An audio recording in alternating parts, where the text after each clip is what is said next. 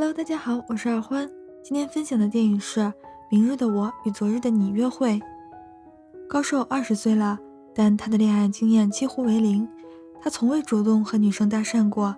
可这天，他遇见了让他心动的女生。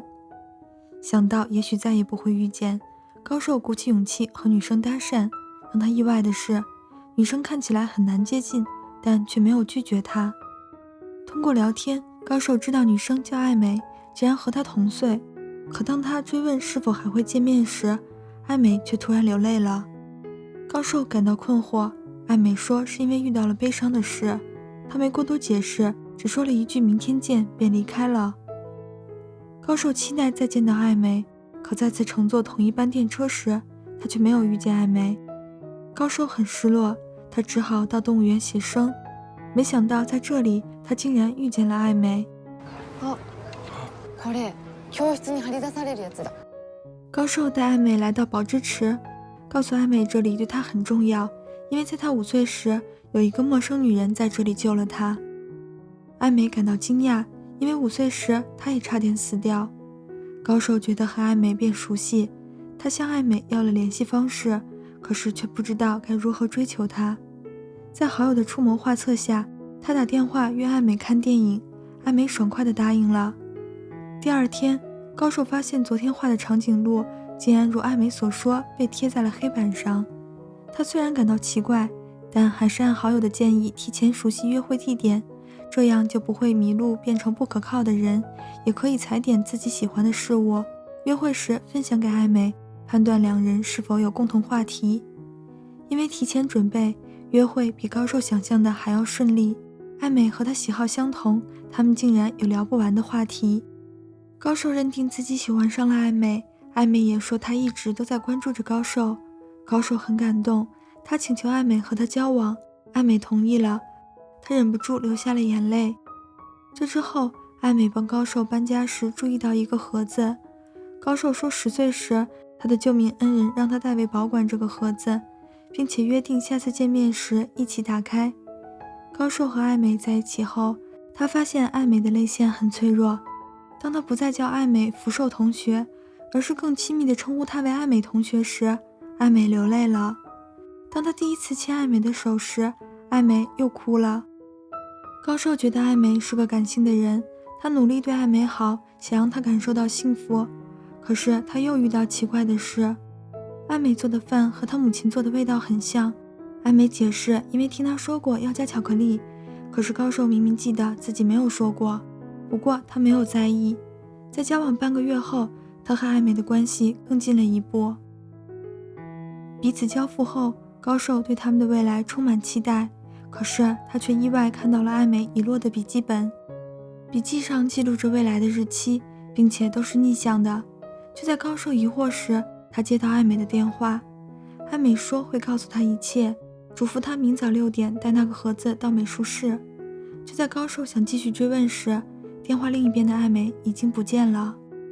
第二天，高寿怀着忐忑的心情来到美术室。接下来，艾美的话彻底颠覆了他的认知。艾美说，她来自另一个时间轴与她相逆的平行时空。高寿无法接受艾美所说的，为了让高寿相信，艾美解释15天后，她会在动物园看到高寿画这幅长颈鹿。因为今天看到了这幅画，他才会在动物园告诉高寿画被贴在了黑板上。高寿仍然不相信，艾美只好用钥匙打开盒子。高寿看到艾美和自己家人的合照，他突然回忆起10岁时那个给他盒子的女人的样子。高寿这才知道，5岁时救他的人是35岁的艾美，而在他35岁时，他将会救5岁的艾美。他们的世界每5年才会相交30天。艾美之所以会来见高寿，是因为在她15岁时，25岁的高寿将记录相遇细节的笔记交给了她。为了相遇，艾美刻意重复日记的内容。あそこに書いてあることをエミはなぞってるんだよな。イエス。私たちの辿ってきた、辿っていく大切な運命だから。高寿知道艾美的心意，但当他意识到今天的艾美来自他的明天，而过去那些回忆今天的爱美不曾一同经历。高寿觉得今天的爱美不是和他相恋的爱美，这样的想法让他很痛苦。当他想到那些美好回忆都是爱美为了完成邂逅演出来的，他不愿意再陪爱美演下去了。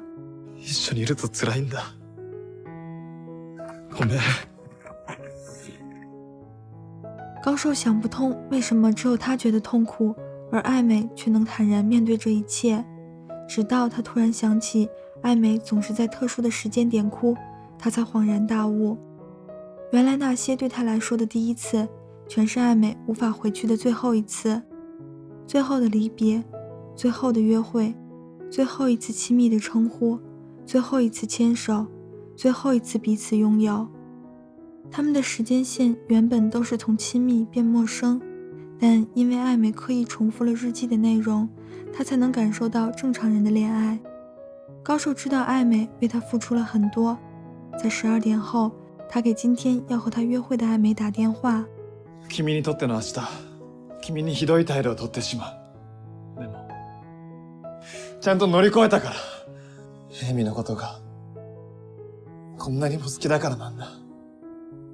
私もだよ。あなたのことが好き。愛美知道高寿明白了他的付出，他告诉高寿，即使很痛苦也要坚持，是因为5岁时高寿救了他后，他便一直期待和高寿再次相遇。为了一起前往那些珍贵的命运，高寿和爱美继续完成笔记里的内容。他带爱美参加朋友的聚会，和爱美回家乡看望父母。听到母亲传授爱美做炖牛肉的秘方，他终于知道爱美为他做饭为什么会用巧克力。和爱美在一起的日子很幸福，但很快到了注定要分别的日子。尽管爱美曾说过，僕たちはすれ違ってなんかない。端と端を結んだ輪になって一つにつながってるんだ。高寿明白他们相遇的意义，但仍为不能成为家人而伤心。他的最后一天是爱美的第一天，高寿整理好心情，准备和爱美告别。爱美请高寿将这30天的点点滴滴分享给他。听完高寿的描述，爱美像经历了一遍，只是高寿想到这些美好的回忆都是爱美为了成全他演出来的，他觉得很对不起爱美。爱美却告诉他，何があるか分かってても楽しいものは楽しいよ。高寿即将和爱美分别，爱美很失落，因为她将会和高寿从恋人渐渐变成陌生人。高寿安慰爱美，僕たちはすれ違ってない。端と端を結んだ輪になって一つにつながってるんだ。午夜12点一过，爱美消失了。高寿继续向前，他在25岁时将笔记交给爱美，又在35岁时救下小爱美。また会える？また会えるよ。他完成了他们的半圆，而爱美也因为他的坚持，在20岁时顺利与他相遇，继续完成属于他们的命运之缘。彼のもとへたどり着いた。最后别忘了点赞支持一下，感谢观看，咱们下期见。